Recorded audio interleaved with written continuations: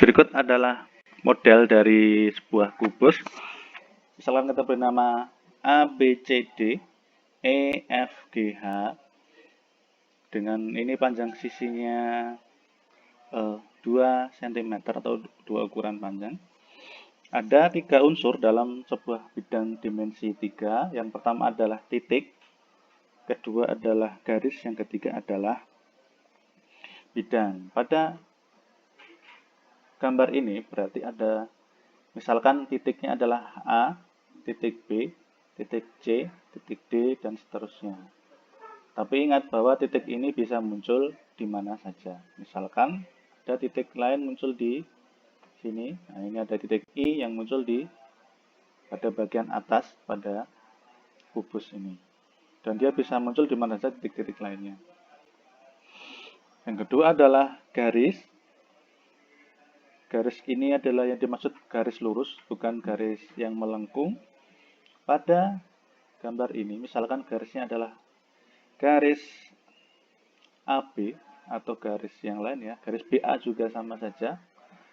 Ada garis BC, garis CG, garis GH, dan seterusnya. Ada pula garis-garis yang menghubungkan antar sisi yang miring ya. Misalkan segmen garis HF. Nah, ini adalah garis HF.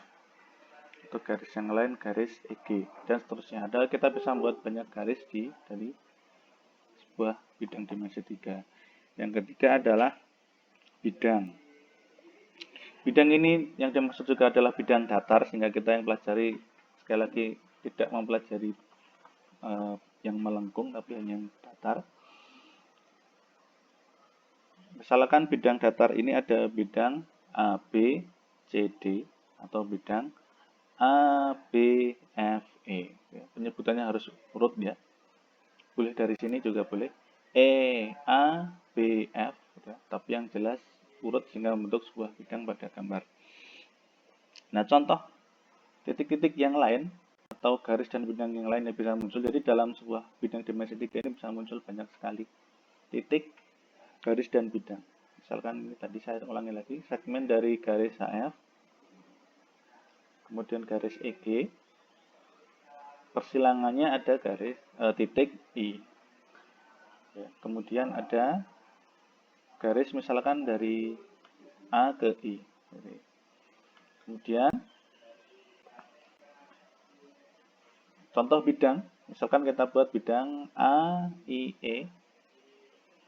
Nah, ini yang diberi nama warna biru muda gitu ya. Ini adalah contoh bidang yang A, I, E.